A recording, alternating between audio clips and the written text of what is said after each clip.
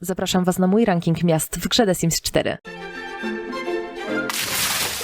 Hej rybeńki, to Akwamaryna. To będzie luźny odcinek, w którym sobie po prostu do Was pogadam. Na chwilę obecną mamy w grze 22 miasta, z czego 19 to standardowe mapy mieszkalne, a 3 to światy wakacyjne. Także pozwólcie, że je dla Was dzisiaj ocenię. Oczywiście dla Was też przygotowałam szablon ocenki. Wiecie doskonale, że ja uwielbiam czytać Wasze opinie, więc wystarczy tylko skopiować mój podpięty komentarz i możecie mi odpowiedzieć, jakie jest Wasze zdanie co do miast. Ale to oczywiście zostawcie sobie na koniec, bo jeszcze Wam o tym przypomnę. Póki co, kawusia, herbatka i lecimy z tematem.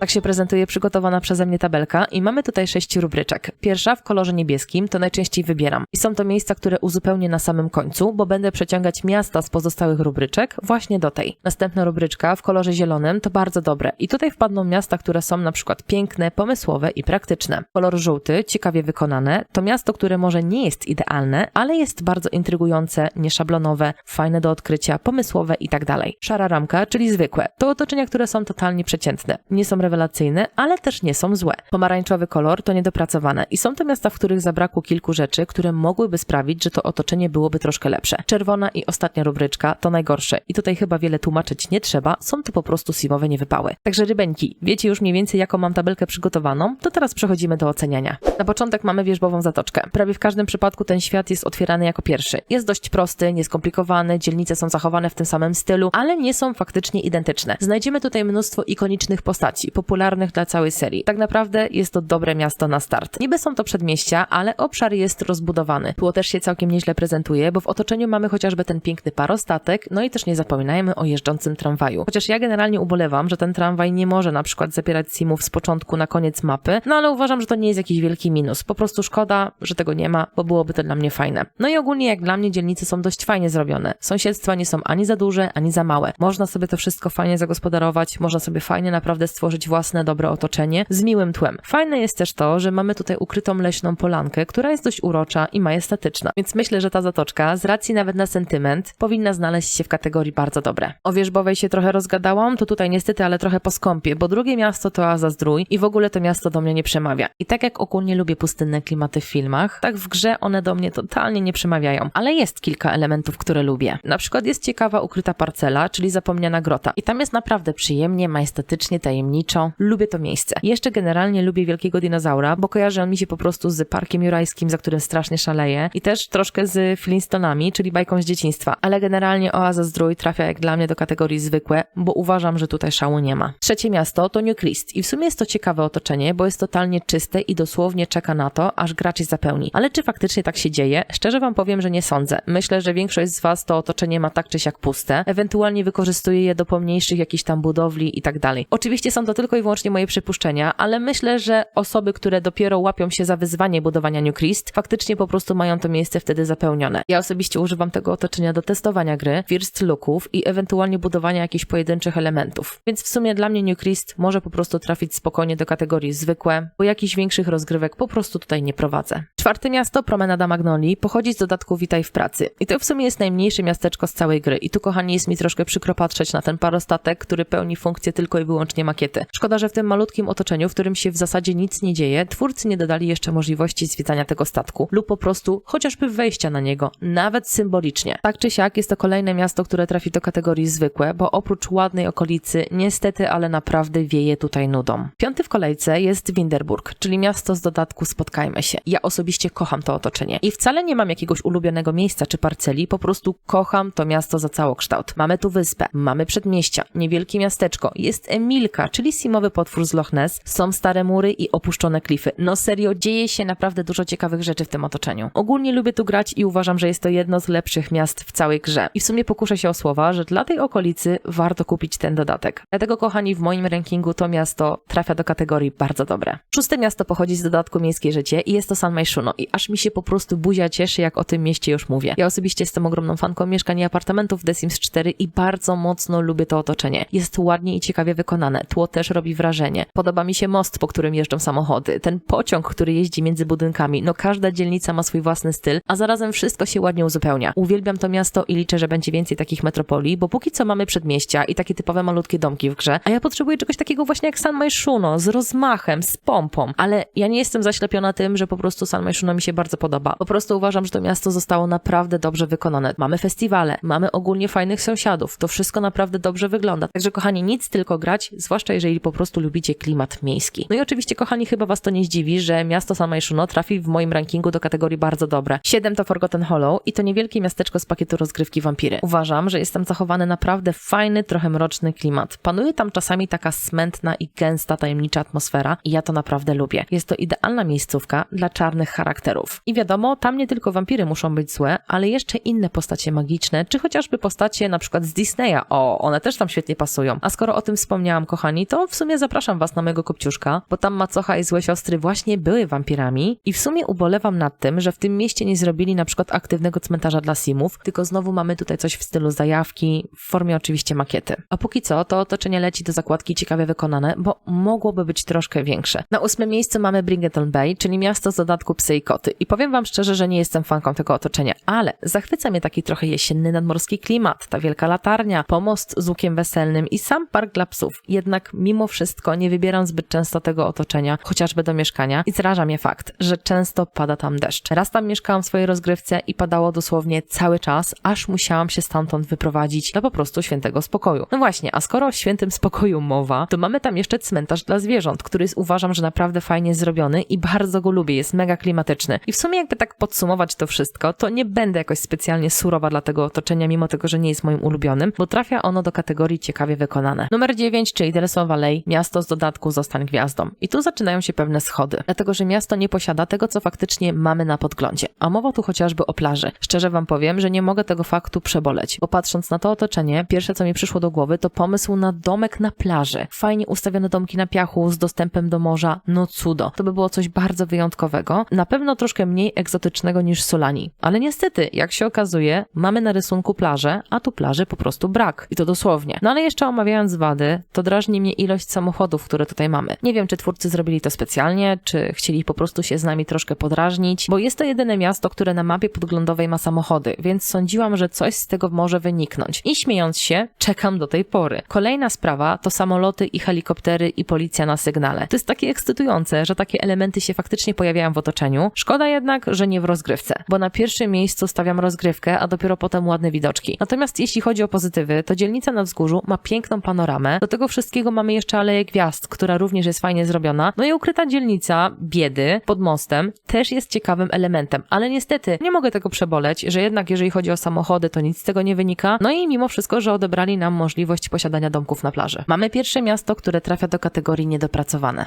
10 to miasto Strangerville z pakietu rozgrywki o tej samej nazwie. Jak dla mnie jest to podobny klimat, co w sumie w Oazie Zdrój, tylko kolor skał jest nieco inny, bo tam był bardziej żółty, a tutaj jest po prostu bardziej czerwono-pomarańczowy. Miasto ogólnie jest ładne, jak na pakiet rozgrywki myślę, że jest bardzo duże, więc w sumie tutaj nie wypada narzekać. Jednak mimo wszystko jest dość specyficzne. Ogólnie rozgrywka też w nim ma fajny zachowany sens, bo i mamy to laboratorium, i mamy wrak samolotu. Jednak mimo wszystko to miasteczko w moim rankingu trafia do kategorii zwykłe, bo jak dla mnie szału nie ma. Jest okej, ale bez fajerwerków. 11 miasto to rajskie Sulani z dodatku wyspiarskie życie. Trochę morza, dużo oceanu, ładne plaże, mamy wodospad, mamy aktywny wulkan, wrak statku i dziką plażę, na której możemy posprzątać. No i też nie zapominajmy o małych wysepkach, które możemy odwiedzić, no i oczywiście syreny, które tak bardzo uwielbiam. Jest to generalnie wielofunkcyjne miasto. Otoczenie dosłownie żyje. Jest wakacyjnie, romantycznie, egzotycznie. Jest po prostu pięknie, no nie oszukujmy się. Ale jest taki jeden wielki minus, który mnie totalnie dobija i jest to brak możliwości pływania pod wodą. Simowie mogą nurkować. Ja to wiem, ale chciałabym zejść razem z nimi pod tą wodę. Nawet jakby to miała być jakaś faktycznie ukryta wodna parcela, czy coś w tym stylu. Jak chociażby w Oazie Zdrój z tą ukrytą grotą i nawet z ekranem ładowania. No ale niestety, no jest to niemożliwe i jest to kwestia budowy faktycznie całego otoczenia, więc chciałabym naprawdę wydać surową ocenę, uznać Sulani nawet za niedopracowane. Jednak nie oszukujmy się, ale to miasto ma jednak więcej zalet niż wad i zdecydowanie zasługuje na kategorię ciekawie wykonane, ewentualnie nawet bardzo dobre. Ale tutaj oczywiście zaniżmy trochę loty i zostawmy w ciekawie wykonane. 12 miasto Glimmerbrook, czyli okolica czarodziejów z pakietu rozgrywki Kraina Magii. Podoba mi się to otoczenie, bo ma taki klimacik lat 1800, może 1900, no idealne do rozgrywki typu dziesięciolecia, ale i nie tylko. Zdecydowanie lubię ten tajemniczy klimat, który tam panuje. Dodatkowo podoba mi się fakt, że z Glimmerbrooka można przejść do Krainy Magii i można nawet powiedzieć, że są to w sumie dwa miasta w jednym. Sama Kraina Magii też uważam, że jest naprawdę fajnie wykonana, ma swój nieprzeciętny charakter, jest bardzo niepowtarzalnym otoczeniem, także kochani, myślę, że kategoria ciekawie wykonane będzie najlepsza dla tego podwójnego otoczenia. 13 12 to Bridgester, czyli akademickie miasteczko z dodatku uniwersytet. I coś czuję, że ta 13 będzie trochę pechowa, bo otoczenie mi się ogólnie bardzo podoba. Jednak ciężko mi tam jakimkolwiek simem zamieszkać. Albo działka jest za mała, albo w otoczeniu się po prostu za mało dzieje. I mój domek czuję, że jest dosłownie otoczony przez puste, makietowe domki. W ogóle problemem tego dodatku jest zbyt duża ilość makietowych domków. Nawet nie domków, tylko ogólnie po prostu budynków. Wszystko jest takie ładne, ale takie nie do wykorzystania. Irytuje mnie jeszcze fakt, że nie możemy się uczyć na studiach, tak jak właśnie w liceum z dodatku licealne lata. Szczerze mówiąc, jest to dla mnie bez sensu, że ten dodatek takiej możliwości nie posiada, bo uważam, że to są naprawdę podstawowe opcje, które powinny się tam znaleźć. Przede wszystkim podróżowanie z simem po aulach, na wykłady i tak dalej. Dalej piękne otoczenie, które jest po prostu pozbawione wielu elementów rozgrywki. I to się w sumie naprawdę odbija na całym obrazie miasta, bo spora jego część to po prostu królicza nora. Tak naprawdę nasi simowie po prostu mogą się świetnie bawić bez nas, na pięknej makiecie. Dlatego to otoczenie trafia do kategorii niedopracowane. Mimo tego, że jest piękne, no niestety nie jest tak funkcjonalne, jak po prostu być powinno. Numer 14 to Evergreen Harbor, miasto z dodatku życie eko. I z tym otoczeniem mam pewien problem. Nie fascynuje mnie ono już tak jak kiedyś. Przedtem prawie zawsze tam mieszkałam, ale teraz jestem tym otoczeniem trochę znudzona i już się w ogóle nie zapuszczam w tamte rejony. Jedyne co faktycznie na chwilę obecną uwielbiam w tym mieście, to fakt, że są tam mieszkania, ale i tak jakoś niewygodnie mi się tam mieszka, więc w sumie to żaden plus. Dodatkowo dochodzi jeszcze fakt, że miasto na początku jest zaśmiecone, szare, bure i ponure, a z czasem, gdy tylko je ekologicznie rozwijamy, to zmienia się ono w piękną mieścinę z nowymi ulicami, przerobionymi domkami, także to jest naprawdę super. Jest to naprawdę pierwsze miasto, które tak mocno się zmienia pod wpływem naszych i simowych decyzji, także pod tym względem to otoczenie jest naprawdę nieszablonowe i w sumie godne polecenia. Pamiętam też, jak dużo radości mi sprawiło to, że moje miasto zaczęło w końcu ewoluować w tą zieloną stronę, ale niestety pamiętam też, że bardzo długo to wszystko zajęło. Myślę jednak, że ciekawie wykonane to będzie kategoria sprawiedliwa dla tego miasta. 15 miasto to Góra Komorebi z dodatku Śnieżna Eskapada. Jest to jedyne miasto, które zawiera śnieg w otoczeniu i generalnie dodatek sam w sobie jest serio bardzo fajny. Jednak jeśli chodzi o mój gust i wygląd miasta, to szczerze mówiąc średnio mi się ono podoba. W ogóle ten typ kultury nie jest moim ulubionym, a miasto cały czas nawiązuje swoim klimatem do Japonii. Generalnie nie mogę powiedzieć, bo są tutaj naprawdę piękne widoczki i podoba mi się, że możemy na przykład sobie spacerować z simami noga w nogę lub po prostu wybrać się w góry. Jednak ja chyba bardziej wolę w grze miejski zgiełk niż klimat zen. Ale ogólnie doceniam fakt, że takie miasto się pojawiło, bo jestem m.in. zakochana w festiwalu śniegu oraz festiwalu z lampionami na wodzie. I jeszcze w sumie do minusów bym doliczyła wagoniki, bo szkoda, że nie widać w nich simów oraz w sumie pociąg jako makietę. M.in. dlatego, że w zwiastunie został pokazany jako coś, co może być bardziej aktywne dla naszych simów. Tak więc według mnie Góra Komorebi ląduje w kategorii ciekawe wykonanie. Numer 16 Handford-on-Bagley, miasto z dodatku wiejska sielanka. Chcieliśmy wsi i proszę bardzo, dostaliśmy. Bardzo romantyczna, majestatyczna, trochę bajkowa, generalnie cudowna kraina. I takie dodatki to ja lubię. Nie dość, że gra jest fajna, to jeszcze otoczenie jest po prostu przepiękne. Wodospad, ruiny, pola lasy łąki, chatka opiekuna zwierząt oraz niewielkie miasteczko to jest dosłownie, mam takie wrażenie, że mały przełom w tworzeniu miast w Simsach, bo nawet zadbano o krawędzie mapy, a to już jest naprawdę coś niesamowitego. Myślę, że kochani, nie ma co tutaj dużo mówić, jest to po prostu bardzo dobrze wykonane miasto i do takiej kategorii właśnie trafia. 17, czyli Tartosa, miasto z pakietu Ślubne historie. Kolejne miasto, które jest po prostu makietą. Wszystko tu pięknie wygląda, jednak na oglądaniu możemy zakończyć. Salon sukien ślubnych to po prostu kas. Ładne krzesła i stoliczki to makiety. Urząd cywilny to królicza nora, a ładne tereny to długie i ciągnące się w nieskończoność alejki, po których simowie nawet nie chodzą romantycznie, tylko biegają jeden za drugim. Miasto wygląda na pierwszy rzut oka bardzo ładnie. Sama nawet mapa podglądowa jest przepiękna. Nawet jeśli chodzi o budynki mieszkalne, to widać też ogromny progres. Natomiast wieje ogólnie nudą, zwłaszcza przy dłuższej rozgrywce, bo w tym mieście można tylko chodzić. Nawet nie za rękę, po prostu jeden za drugim. A główny plac, na którym możemy kupić kwiatki, jest bardzo ograniczony. I nie mogę też tego przeboleć, że pojawiły się wielkie latające balony jako zwykłe tło, a nie nawet królicza nora, czy nawet nowy obiekt, jakiś taki, nie wiem, latający, bądź obiekt do nowego rodzaju barabara. Z latarni też niestety nie możemy korzystać, nawet faktycznie jeśli chodzi o to barabara, które jest już nam znane, który się pojawia w Brighton Bay w latarni morskiej. Dlatego, kochani, niestety, ale kategoria niedopracowane to jest koniec, kropka dla Tartosy. 18 to Moonwood Mill, czyli okolice z pakietu rozgrywki Wilkołaki. Jest to w sumie dość rozbudowane miasteczko, mimo tego, że nie jest zbyt duże. Otoczenie jest zachowane w całkiem ciekawym klimacie, owiane lekkim półmrokiem, a za dnia zachmurzeniem. Natomiast w nocy bywa majestatycznie, co myślę, że jest całkiem okej. Mamy bardzo ładne jeziorko w kształcie sierpa, górę Skowytu, która też jest naprawdę piękna. Jeszcze fajnie są zrobione korytarze do szybkiego podróżowania, chociaż troszkę szkoda, że nie zrobiono z nich jakichś takich prawdziwych podziemnych korytarzy, czy można by powiedzieć nawet, że tuneli, które my jako gracze moglibyśmy nawet obserwować. To by mogło być coś zupełnie nowego, coś ciekawego. Ogólnie czuć klimat starego tartaku. Jedyne, czego nie mogę przeboleć, to fakt, że nie dostajemy tutaj mieszkań, a powinny być zrobione mieszkania właśnie na wzór starych loftów albo jakichś takich po prostu pofabrycznych apartamentów. No ale niestety, twórcy nie zrobili z tego pakietu pierwszego, który mógłby posiadać mieszkania. A szkoda. I w sumie to jest taki jedyny dla mnie duży minus. Dlatego Moonwood Mill trafia po prostu do rubryczki ciekawie wykonane. Omówię jeszcze ostatnie mieszkalne otoczenie i przejdę od razu do światów wakacyjnych, a w międzyczasie zachęcam Was do subskrypcji mojego kanału oraz do przejrzenia mojej zakładki wspierania, bo tam możecie odblokować dodatkowe emotki związane z moim kanałem, no i oczywiście możecie tym sposobem wesprzeć mój rozwój. 19 miasto to Copperdale z dodatku licealne lata i jako, że jest to nowa mieścina, to powinno być wszystko super i faktycznie generalnie tak jest. Tereny są naprawdę bardzo ładne, jest dość dużo tych parceli, są ciekawie i starannie wykonane, ale jedyne czego faktycznie nie mogę przeboleć to zbyt makietowe wesołe miasteczko i brak ogólnie mieszkań. Luna Park mógłby być o wiele lepszy, jakbyśmy na przykład mogli z niego realnie korzystać, a co do kwestii mieszkań, no cóż, można to było rozwiązać jak na przykład w życiu eko, czyli postawić jeden niewielki blok z chociażby 2 kawalerkami albo z loftowymi apartamentami. No ale niestety tutaj tego zabrakło, a szkoda, bo tu również występuje taki klimat pofabryczny, jak w poprzednim otoczeniu, z tym wyjątkiem, że tu chodzi o wydobywanie miedzi, a nie o tartak, jak chociażby w Moonwood Mill. Dlatego to otoczenie trafia do kategorii ciekawe wykonanie. Omówiłam już wszystkie światy mieszkalne, to teraz przechodzimy do światów wakacyjnych. I na miejscu 20 mamy granitowe kaskady z pakietu Ucieczka w plener. Ja generalnie za tym otoczeniem dość przepadam, w sumie sama nie wiem dlaczego, bo ono jest w sumie dość monotematyczne, ale taki miał być jego urok i taki faktycznie jest. Miejsce generalnie idealne na biwak, na zimową kolonię, czy po prostu na kemping. Nawet jest ukryta parcela, jak chatka pustelnika, ale wbrew pozorom to nie daje jakiejś większej magii do tego otoczenia, więc myślę, że kategoria zwykłe będzie naprawdę idealna. 21 to Selvadorada z pakietu Przygoda w dżungli i tu mamy piękne, majestatyczne otoczenie, w którym można się zgubić, a nawet trzeba. Jest to zdecydowanie najlepsze miasto z tych wszystkich wakacyjnych i warto dodać, że jest inspirowane Ameryką Łacińską. Nigdy nie sądziłam, że polubię klimat dżungli w Simsach, a jednak. Nie chcę słodzić, ale nie mam się do czego przyczepić, bo naprawdę widoczki są cudowne, świątynia też jest fajnie rozbudowana, a rozgrywka jest całkiem przyjemna i wbrew pozorom wcale nie jest aż tak bardzo powtarzalna. Także ten pakiet Wam naprawdę polecam i tu bez zastanowienia Selvadorada leci do kategorii bardzo dobre. 22 i ostatnie miasto to Batu z pakietu Gwiezdne Wojny Wyprawa na Batu. I troszkę żałuję, że to miasto jest ostatnie, bo tutaj z góry nie mam ochoty dać temu żadnej pozytywnej oceny. Ja generalnie nie jestem fanką Gwiezdnych Wojen, ale też nie mogę powiedzieć, że ich nie lubię, bo widziałam nieraz kilka części i to w sumie naprawdę jest całkiem spoko uniwersum. Jest dość spektakularne i trochę zagmatwane, ale generalnie fajne. Nie mogę powiedzieć, że nie. Jednak to jak Batu zostało stworzone w Simsach jest po prostu smutne. Całe miasto jest dosłownie makietą i brakuje mi możliwości zamieszkania tam na stałe, nawet wiecie, w takim dziwnym, charakterystycznym